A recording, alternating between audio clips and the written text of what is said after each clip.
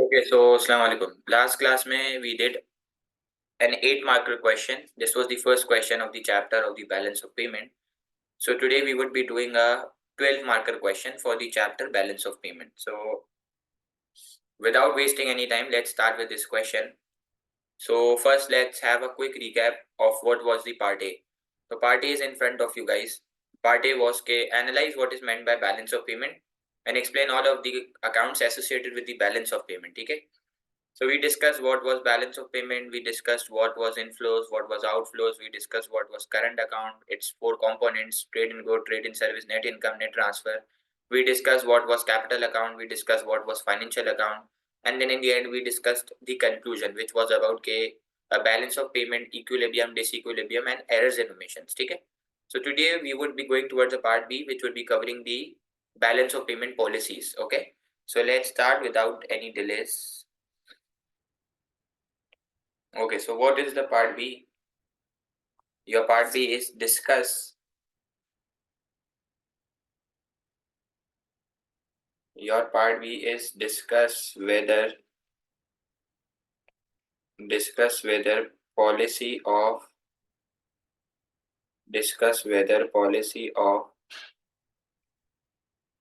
expenditure switching is more appropriate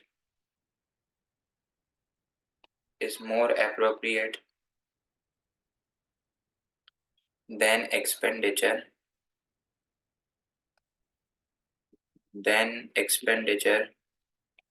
reducing policy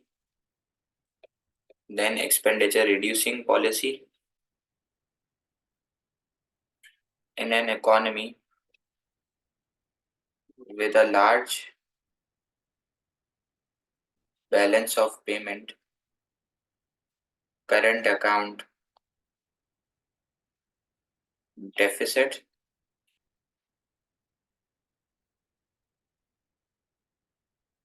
and a high rate of inflation.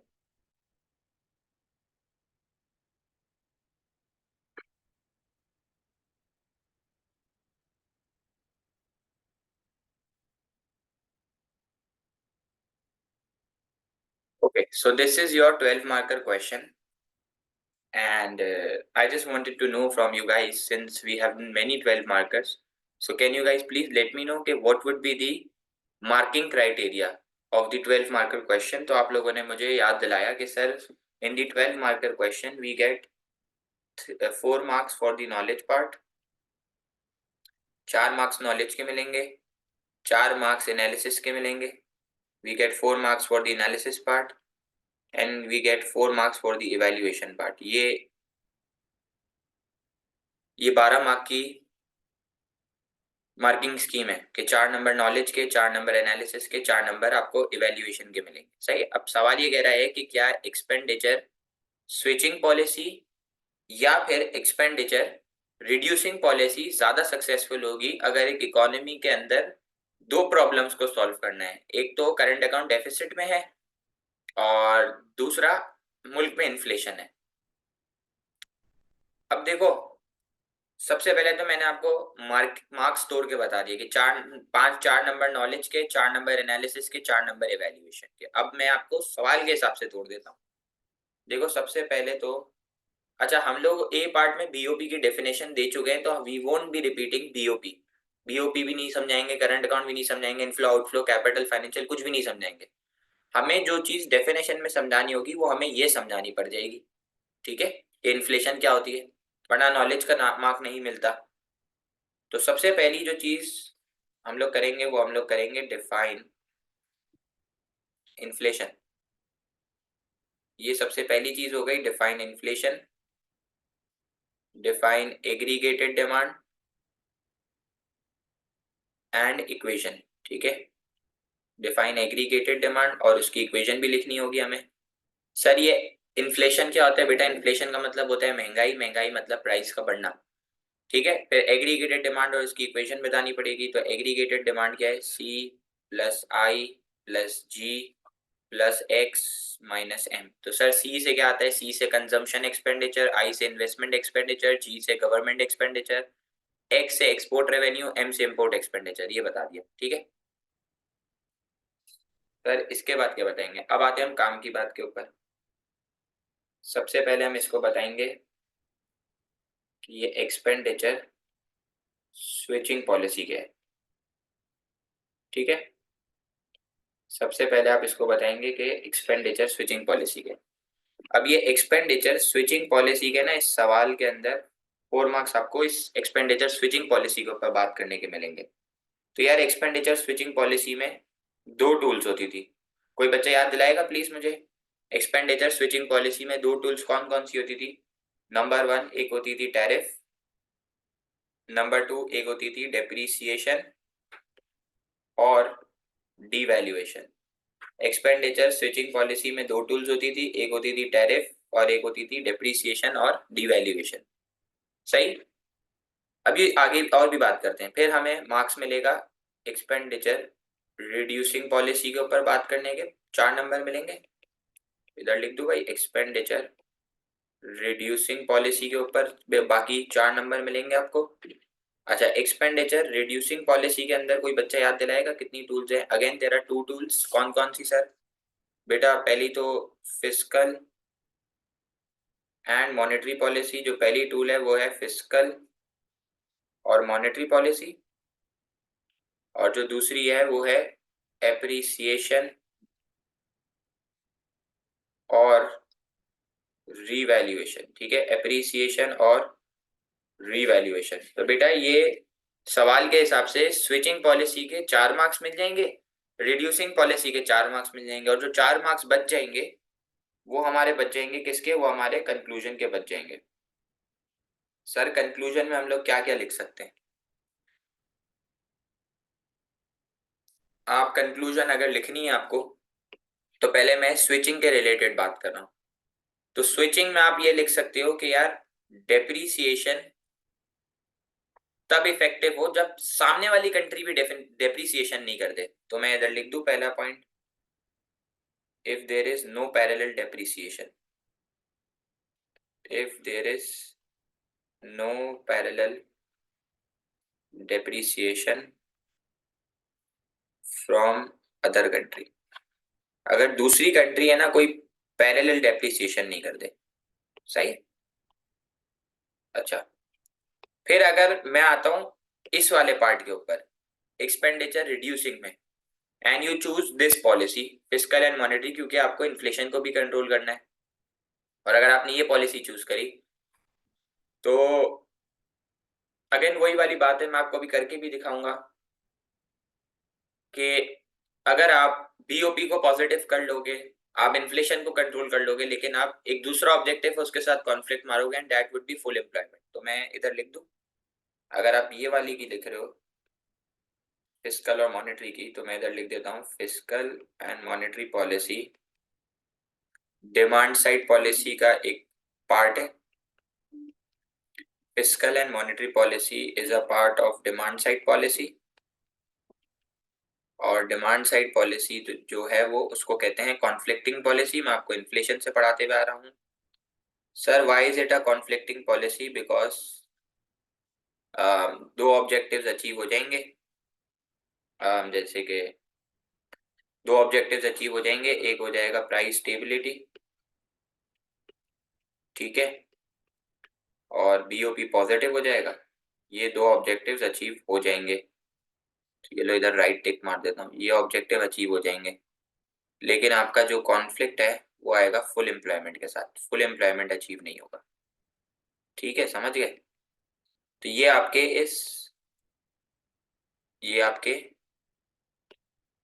इस question की पूरी marking scheme हो गई। अच्छा, ये एक्सपेंडिचर स्विचिंग बताओ या कुछ भी बताओ, डायग्राम्स आर मस्ट।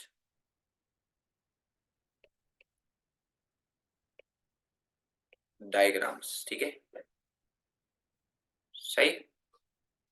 अब कोई बच्चा, मैं आपको 2 मिनट का टाइम दे रहा हूं, कोई बच्चा मुझे सिर्फ ये सोच के बता दे कि सर हमें इन दोनों में से कोई भी एक पॉलिसी लिखनी है स्विचिंग में, और रिड्यूसिंग में भी कोई भी एक पॉलिसी लिखनी है, तो यार हम कौन सी लिखें।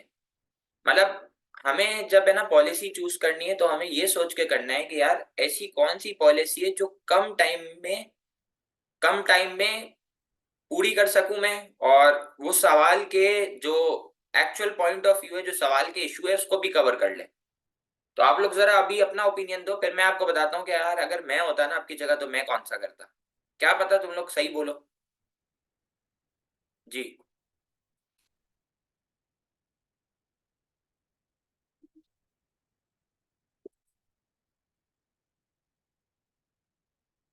चलो भाई जरा जल्दी से बताओगे प्लीज।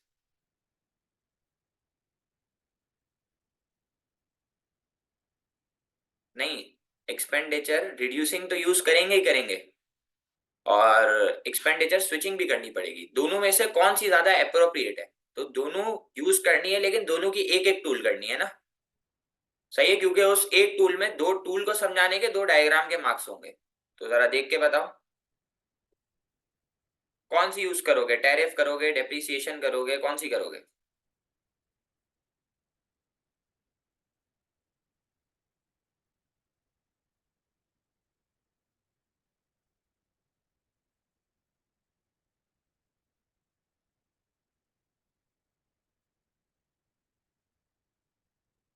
हम्म,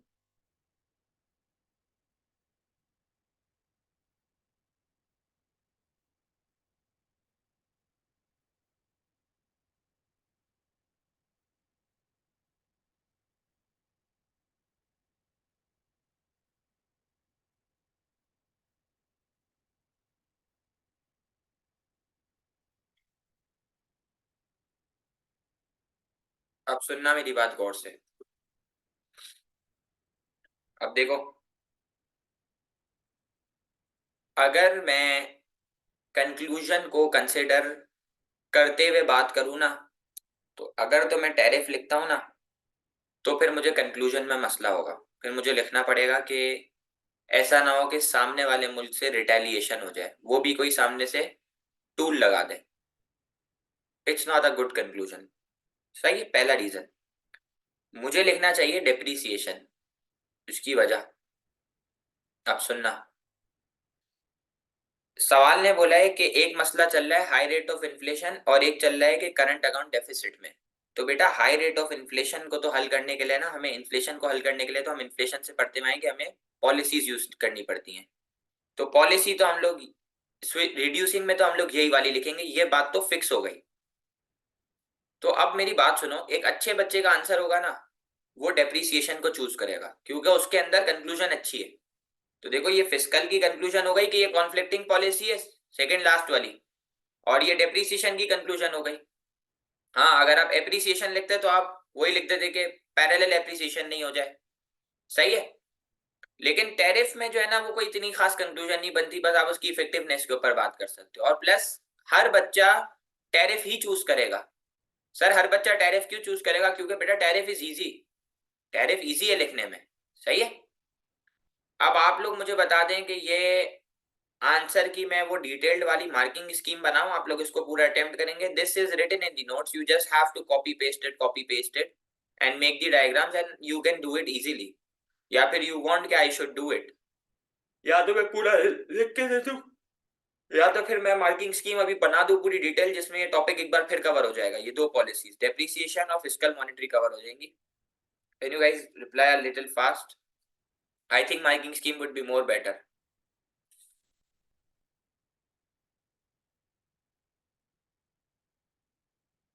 ओके चलें, फिर let's go towards the marking scheme. उसमें मैं डायग्राम्स भी बना दूंगा, तो डायग्राम्स भी एक बार रिवाइज हो जाएंगी। So the first policy we gonna use is depreciation. So the first policy which we will use is depreciation और devaluation। ठीक है बेटा, चाहे डेप्रिसिएशन हो चाहे डिवैल्यूएशन हो, दोनों का मतलब होता है एक्सचेंज रेट का कम होना। तो सबसे पहले तो मैं इधर लिख देता हूँ कि चाहे डेप्रिसिएशन हो चाहे डिवैल्यूएशन हो, दोनों का मतलब होता है एक्सचेंज रेट का कम होना, यानी कि करेंसी का गिरना।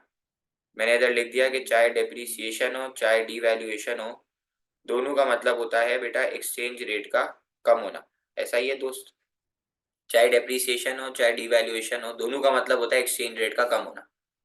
तो यार अभी आप सबको पता है कि पाकिस्तानी रुपी इज डेप्रिशिएटिंग राइट नाउ। तो जितने भी बाहर लोग हैं, यूएस है, चाइना है, जापान है, दुबई है, सऊदी अरब है, सबको पाकिस्तान सस्ता लगता है, और पाकिस्तान सस्ता लगने का मतलब है पाकिस्तानी गुड भी सस्ता लगता है। तो अगर एक्सचेंज रेट कम होगा तो एक्सपोर्टेड गुड की प्राइस कम हो जाएगी, फॉरेन रेजिडेंट को पाकिस्तानी गुड एक्सपोर्टेड गुड सस्ता लगेगा, तो एक्सपोर्टेड गुड की क्वांटिटी बढ़ जाएगी और एक्सपोर्टेड गुड का रेवेन्यू भी बढ़ जाएगा। और जब मैं बायर ज्यादा बेचूंगा तो मुझे बायर से पैसा मिलेगा, तो इनफ्लोज भी बढ़ जाएंगे। सही है। अब सवाल ये है कि कितने से क्वांटिटी बढ़ेगी और कितने से रेवेन्यू बढ़ेगा, कितने से क्वांटिटी बढ़ेगी कितने से रेवेन्यू बढ़ेगा। उसके लिए एक टॉपिक पढ़ाया गया है आपको जिसका नाम है पीईडी। पीईडी मतलब price elasticity of demand. Sir अगर मेरा एक्सचेंज रेट गिरा है तो बाहर वाले फॉरेन रेजिडेंट को पाकिस्तानी गुड सस्ता लग रहा है, बीइंग अ डोमेस्टिक रेजिडेंट मुझे बाहर वाला इंपोर्टेड गुड महंगा लगेगा क्योंकि मेरी करेंसी डेप्रिशिएट हो गई है। जैसा आसान एग्जांपल दे दूं तो iPhone is just of $1600, it's not expensive for the whole world, it's expensive for only Pakistan, क्योंकि पाकिस्तान की करेंसी गिर रही है। तो हमारी करेंसी गिर रही है तो हमें इंपोर्टेड गुड महंगा लगेगा, तो इंपोर्टेड गुड की प्राइस बढ़ेगी, तो इंपोर्टेड गुड की क्वांटिटी कम होगी। मैं नहीं कह रहा, लॉ ऑफ डिमांड कह रहा है। और इंपोर्टेड गुड का एक्सपेंडिचर कम होगा, कितने से कम होगा ये हमें पीईडी बता देगा फिर बाद में। जब मैं इंपोर्ट कम करूंगा तो मुझे बाहर पेमेंट भी कम करनी पड़ेगी, तो मुल्क से आउटफ्लोज भी कम हो जाएंगे, आउटफ्लोज भी कम हो जाएंगे।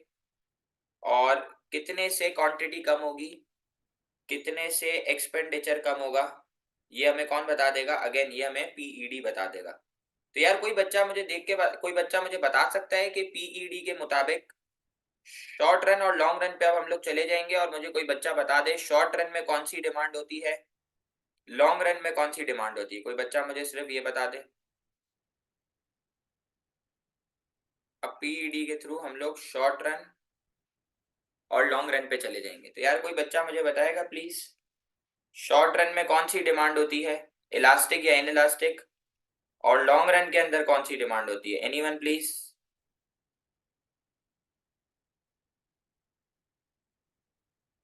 शॉर्ट रन और लॉन्ग रन, आ जाए, चलें शुरू करें, आगे चलते हैं। बेटा शॉर्ट रन में हर चीज की डिमांड इनइलास्टिक है क्योंकि शुरू में सब्सटीट्यूट्स कम होते हैं और प्रोडक्ट में यूएसपी होता है। जैसे कि एप्पल के एयरपॉड्स और सैमसंग के AirPods. You remember my example, मैंने डिमांड की क्लास में दी थी आपको, पीईडी की सेकंड क्लास। शॉर्ट रन में हर चीज की डिमांड इनइलास्टिक है बिकॉज शुरू में यूएसपी होता है प्रोडक्ट में, और शुरू में सब्सटीट्यूट्स भी कम होते हैं। लेकिन जैसे जैसे वक्त गुजरता है हर चीज की डिमांड इनइलास्टिक से इलास्टिक हो जाती है, क्योंकि वक्त के साथ साथ सब्सटीट्यूट्स भी बढ़ते हैं और यूएसपी भी खत्म हो जाता है। तो अब आप देखिएगा, गौर करिएगा, क्योंकि आप मुश्किल तो नहीं है लेकिन आपको समझना है तो पूरा गौर करना पड़ेगा। शॉर्ट रन में हर चीज की डिमांड इनइलास्टिक है और लॉन्ग रन के अंदर हर चीज की डिमांड इलास्टिक है। आपने बोला सर शॉर्ट रन में हर चीज की डिमांड इनइलास्टिक है और लॉन्ग रन के अंदर हर चीज की डिमांड इलास्टिक है। ठीक है, अब आप गौर से सुनिएगा प्लीज, बिल्कुल आपका ध्यान मेरी तरफ होना चाहिए, क्योंकि मैं एक ही बार में कराऊंगा। अगर इनइलास्टिक डिमांड है तो इनइलास्टिक का मतलब सब्सटीट्यूट्स कम है, और अगर आपको याद हो तो इनइलास्टिक में प्रोडक्ट नेसेसिटी होता है, इलास्टिक में प्रोडक्ट लग्जरी होता है। तो अगर तो मेरी डिमांड इनइलास्टिक है और अगर डेप्रीसिएशन की वजह से फॉरेन रेजिडेंट को एक्सपोर्टेड गुड्स सस्ता लग रहा है, और डेप्रीसिएशन की वजह से अगर प्राइस ज्यादा से भी कम हो रही है, तो क्वांटिटी सिर्फ और सिर्फ थोड़े से बढ़ेगी। सर क्वांटिटी सिर्फ थोड़े से क्यों बढ़ेगी? क्योंकि बेटा डिमांड इनइलास्टिक है, एक तो सब्सटीट्यूट्स कम है, दूसरा ये इनइलास्टिक डिमांड वो प्रोडक्ट होता है जो हमारे लिए नेसेसिटी होता है, तो हम नेसेसिटी की क्वांटिटी थोड़े से बढ़ाएंगे क्योंकि ये जरूरत की चीजें होती हैं। तो अगर प्राइस ज्यादा से भी गिर जाएगी तो क्वांटिटी थोड़े से बढ़ेगी, और अभी भी एक्सपोर्टेड गुड का रेवेन्यू कम होगा। कितने से कम होगा सर? 40% से। तो जब एक्सपोर्टेड गुड का रेवेन्यू कम होगा तो इनफ्लोज भी कम हो जाएंगे, जब एक्सपोर्टेड गुड का रेवेन्यू कम होगा तो इनफ्लोज भी कम होंगे। हाँ, लेकिन अगर इसी एक्सपोर्टेड गुड की डिमांड अब फॉरेन रेजिडेंट के लिए इलास्टिक है, विच मींस के इस गुड के अब सब्सटीट्यूट ज्यादा हैं, तो अब अगर डेप्रीसिएशन की वजह से इस एक्सपोर्टेड गुड की प्राइस थोड़े से भी कम होगी ना, तो इस एक्सपोर्टेड गुड की क्वांटिटी ज्यादा से बढ़ जाएगी and this time exported good का रेवेन्यू बढ़ जाएगा और मुल्क में पैसा भी ज्यादा आएगा तो इनफ्लोस भी बढ़ जाएंगे। ऐसा ही है। तो अब अगर प्राइस थोड़े से भी कम होगी तो क्वांटिटी ज्यादा से बढ़ेगी, एक्सपोर्टेड गुड का रेवेन्यू बढ़ेगा और इनफ्लोस भी बढ़ जाएंगे। तो बेटा यहाँ तक सब मेरे साथ हैं, सबको क्लियर है? तो मुझे जवाब दें, फिर मैं आगे कंटिन्यू करूं। Everyone with me?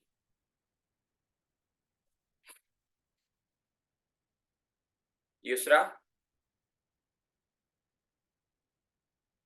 Okay, so अगर डेप्रिसिएशन की वजह से इंपोर्टेड गुड डोमेस्टिक रेजिडेंट को महंगा लग रहा है तो क्वांटिटी कम होगी, कितने से कम होगी? Again this is going to be dependent entirely on PED. तो पीईडी के मुताबिक डिमांड इनइलास्टिक है।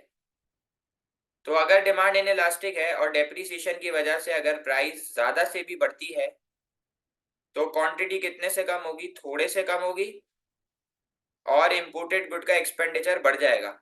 सर क्वांटिटी थोड़े से क्यों कम होगी बेटा? क्योंकि डिमांड इनइलास्टिक है। इनइलास्टिक का मतलब सब्स्टिट्यूट कम है, लोगों के पास ऑप्शन नहीं है, लोग स्विच नहीं हो सकते, खरीदने वाला अब भी यही खरीदेगा। बहुत थोड़े से लोग हैं दूसरे गुड पे चले जाएंगे। तो इस बार इंपोर्टेड गुड का एक्सपेंडिचर बढ़ जाएगा तो आउटफ्लोज भी बढ़ जाएंगे। और याद करो मैंने आपको ये बात पढ़ाई है कि जब आप कोई ऐसी चीज इंपोर्ट कर रहे हो जिसकी डिमांड इनइलास्टिक है तो मुल्क में एक महंगाई आएगी एंड दैट महंगाई is known as your imported inflation. ठीक है, तो मैं इधर लिखूं भाई, मुल्क में एक इन्फ्लेशन आ जाएगी and that inflation is known as imported inflation. Okay, अगर इसी लॉन्ग रन में इसी इंपोर्टेड गुड की डिमांड इलास्टिक है, इसका मतलब उसके सब्स्टिट्यूट ज्यादा हैं और इंपोर्टेड का सब्स्टिट्यूट होगा डोमेस्टिक गुड। तो अब अगर प्राइस ज्यादा से भी बढ़ेगी तो क्वांटिटी, थोड़े से भी बढ़ेगी तो क्वांटिटी ज्यादा से कम हो जाएगी और इंपोर्टेड गुड का एक्सपेंडिचर इस बार कम हो जाएगा। तो मुल्क से पैसा भी बाहर कम जाएगा तो आउटफ्लोज भी कम हो जाएंगे। ऐसा ही होगा। तो अब अगर प्राइस थोड़े से भी बढ़ती है तो क्वांटिटी ज्यादा से कम होगी क्योंकि ये सारे के सारे लोग स्विच होकर डोमेस्टिक गुड पे चले जाएंगे तो इंपोर्टेड गुड का एक्सपेंडिचर भी कम होगा और आउटफ्लोज भी कम हो जाएंगे। ऐसा ही है। तो अब अगर मैं कुछ भी नहीं करता, अगर मैं शॉर्ट रन को शॉर्ट रन से कंपेयर करूं और अगर मैं लॉन्ग रन को लॉन्ग रन से कंपेयर करूं तो बेटा मुझे देख के बताओ जरा बैलेंस ऑफ ट्रेड के ऊपर क्या इफेक्ट है, बैलेंस ऑफ पेमेंट के ऊपर क्या इफेक्ट है, जरा जल्दी से देख के बताना प्लीज। तो आपने चेक करा शॉर्ट रन को शॉर्ट रन से कंपेयर करा, शॉर्ट रन में एक्सपोर्ट का रेवेन्यू कम है, इंपोर्ट का एक्सपेंडिचर ज्यादा है। तो आप देखें भाई शॉर्ट रन के अंदर बैलेंस ऑफ ट्रेड जो है वो आपका डेफिसिट के अंदर है। शॉर्ट रन में बैलेंस ऑफ ट्रेड डेफिसिट है क्योंकि इंपोर्ट का एक्सपेंडिचर ज्यादा है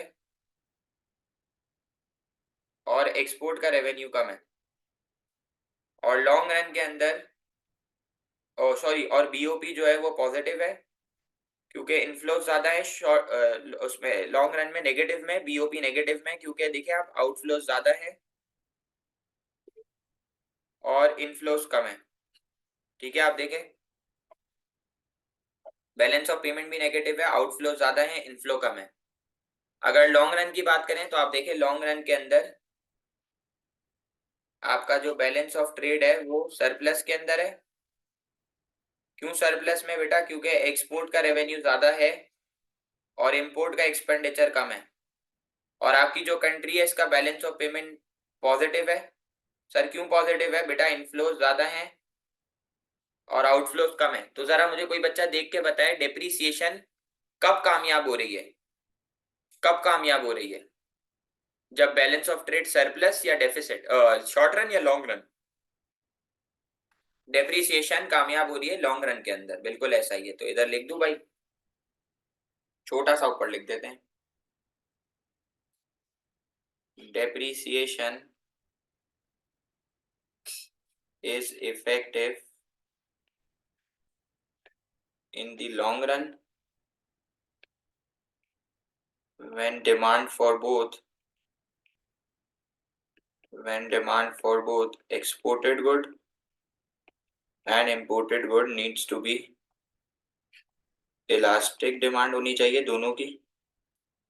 क्योंकि इस पॉइंट बीओटी सरप्लस है, बीओपी भी पॉजिटिव है, बीओपी भी पॉजिटिव है, और इन्फ्लेशन कंट्रोल्ड। ठीक है, सही। तो ये पहली टूल सबको क्लियर है। बेटा सवाल ये है कि डायग्राम क्या बन सकती है, तो वो रिकॉर्डिंग देखेंगे। और खैर है यार, संडे का दिन है, एक दिन बचा है सोने के लिए सबके पास। खैर हो गई, कुछ नहीं होता, सब रिकॉर्डिंग देख लेंगे, मैं ग्रुप पे भेज दूंगा। बात 10 बच्चों ने छुट्टी करी है। पहली बार करी है वैसे, 8 महीने के अंदर। खैर है यार, अभी देखो इसके बाद, इसके अलावा मेरे पास टाइम नहीं है। 2:30 बजे मेरी फिजिकल क्लास है, 2:30 से 4, 4 से 5:30। उसके बाद फिर एक ऑनलाइन है, अभी E2 की इससे पहले। तो कैसे टाइम निकालो यार। सर आई थॉट रात को क्लास है। नहीं, मैं क्लास लेने वाला था, लेकिन फिर अचानक से मेरा एक स्टूडेंट है, उसने मुझे बोला कि sir I have some complimentary passes for you, तो you can go stadium with your family और हु एवर यू लाइक। तो फिर अब मेहमान आदमी हो, फ्री में चीज आई थी, तो मैंने लगा कैसे छोड़ सकते हैं। तो फिर मैंने बोला कि चलो चलते हैं।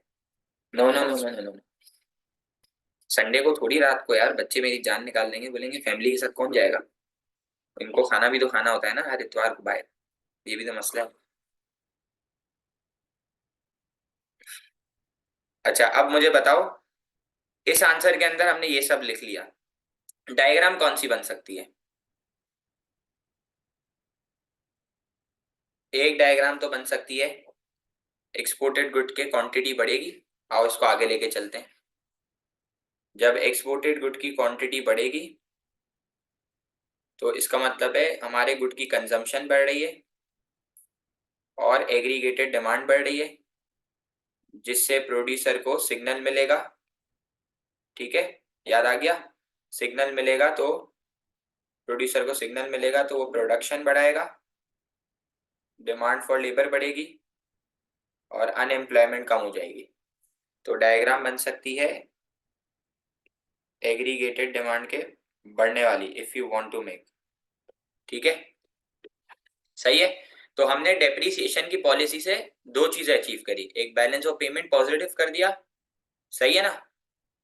सही है, बैलेंस ऑफ पेमेंट पॉजिटिव हमने अचीव कर लिया। डेप्रिसिएशन एक्सपेंडिचर स्विचिंग पॉलिसी का एक हिस्सा है और ये इसी में ही कामयाब है। सिर्फ depreciation can always deal current account deficit. ठीक है, अगर आप आगे कहानी को लेके जाओगे तो फिर वही शॉर्ट रन में माइल्ड, लॉन्ग रन में हाइपर पे चले जाओगे तो मसला हो जाएगा वापस। करंट अकाउंट को तो सही कर दिया, लेकिन हाइपर इन्फ्लेशन आ जाएगी। तो बस डेप्रिसिएशन को आप यहीं तक रखना, आप इधर इससे आगे निकलना ही नहीं, ये समझा के खत्म कर देना, इससे आगे निकलना ही नहीं आप। ठीक है, बस अगर आपको डायग्राम बनानी है तो आप डायरेक्ट डायग्राम बना लो, आपको ये लिखने की भी जरूरत नहीं, मैंने सिर्फ समझाने के लिए बता दिया। अब आप फिस्कल मॉनेटरी बताओगे ना, तो उसमें आप इन्फ्लेशन को कंट्रोल कर लोगे, बीओपी पॉजिटिव भी अचीव कर लोगे, लेकिन आप अनएम्प्लॉयमेंट के साथ फड्डा मारोगे। तो आओ इसको देख लेते हैं, फिस्कल मॉनेटरी को। आ जाओ। अच्छा भाई, अब हम यूज करेंगे एक्सपेंडिचर रिड्यूसिंग पॉलिसी की बात करें तो हम लोग यूज करेंगे कॉन्ट्रैक्शनरी फिस्कल पॉलिसी। हम लोग यूज कर लेंगे कॉन्ट्रैक्शनरी फिस्कल पॉलिसी, और हम लोग यूज करेंगे कॉन्ट्रैक्शनरी मॉनेटरी पॉलिसी। ठीक है, जब हम फिस्कल पॉलिसी की बात करेंगे तो हम लोग यूज करेंगे कॉन्ट्रैक्शनरी फिस्कल और कॉन्ट्रैक्शनरी मॉनेटरी पॉलिसी, ये फिक्स है, इसको रट लो। और जरा मुझे ये बता दो, फिस्कल पॉलिसी में दो टूल्स होती हैं, एक होती है टैक्सेशन और एक होती है गवर्नमेंट एक्सपेंडिचर, अगर आपको याद हो तो। फिस्कल पॉलिसी में दो टूल्स हैं बेटा, एक होती है टैक्सेशन और एक होती है गवर्नमेंट एक्सपेंडिचर। हमारा टारगेट होगा एग्रीगेटेड डिमांड को कम करना, तभी इंपोर्टेड गुड के ऊपर खर्चा रिड्यूस होगा, क्योंकि हम जो पॉलिसी इस्तेमाल कर रहे हैं उसका नाम है एक्सपेंडिचर रिड्यूसिंग पॉलिसी। तो सर मैं ऐसा क्या करूं कि मेरी एग्रीगेटेड डिमांड कम हो, तो सिंपल सिंपल आप टैक्स को बढ़ा दो और आप गवर्नमेंट एक्सपेंडिचर को कम कर दो। सर आगे अगर मैं पढ़ूं तो बेटा टैक्स दो तरीके के हैं, अगर आगे मैं इसी बात को लेके जाऊं तो बेटा टैक्स दो तरीके के होते हैं। एक होता है बेटा आपका इनकम टैक्स और दूसरा होता है बेटा आपका corporation tax. Sir income tax corporation tax क्या है बेटा, इतने टाइम से याद दिला रहा हूँ कि इनकम टैक्स वो टैक्स है जो सैलरी पे लगेगा और कॉर्पोरेशन टैक्स वो टैक्स है जो कंपनी के प्रॉफिट पे लगेगा। तो भाई अगर इनकम टैक्स बढ़ेगा तो डिस्पोजेबल इनकम कम होगी, परचेजिंग पावर कम होगी, कंजम्पशन कम होगी, एग्रीगेटेड डिमांड कम होगी। अगर कॉर्पोरेशन टैक्स बढ़ेगा तो रिटेन प्रॉफिट्स कम होंगे, री इन्वेस्टमेंट कम होगी जिससे प्रोडक्शन कम होगी, जिससे जॉब्स कम होगी, जिससे इनकम कम होगी। अगेन कंजम्पशन कम होगी, एग्रीगेटेड डिमांड कम हो जाएगी। ठीक है, सही है। अभी बात को आगे लेके जाते हैं, रुको जरा 2 मिनट दे दो। अब मुझे बताओ, ये इनकम टैक्स जो बढ़ा है ये सिर्फ मेरे लिए थोड़ी बढ़ा है, ये हम सबके लिए बढ़ा है ना, मतलब पूरे पाकिस्तान के लिए बढ़ा है। तो पूरा पाकिस्तान की परचेजिंग पावर कम होगी, पूरा पाकिस्तान डिमांड कम करेगा। लेकिन एक मसला हो जाएगा कि इंपोर्टेड गुड की डिमांड तो कम होगी होगी, लेकिन साथ साथ डोमेस्टिक भी हो जाएगी। इंपोर्टेड गुड की तो डिमांड कम होगी होगी, लेकिन साथ साथ डोमेस्टिक गुड की भी डिमांड कम हो जाएगी। तो मैं इधर लिखूं भाई, एग्रीगेटेड डिमांड कम तो हो जाएगी, लेकिन इंपोर्टेड की भी हो जाएगी और डोमेस्टिक की भी। तो इधर लिख दो भाई, demand for both imported good और डोमेस्टिक गुड दोनों की डिमांड कम हो जाएगी। तो इधर लिखूं,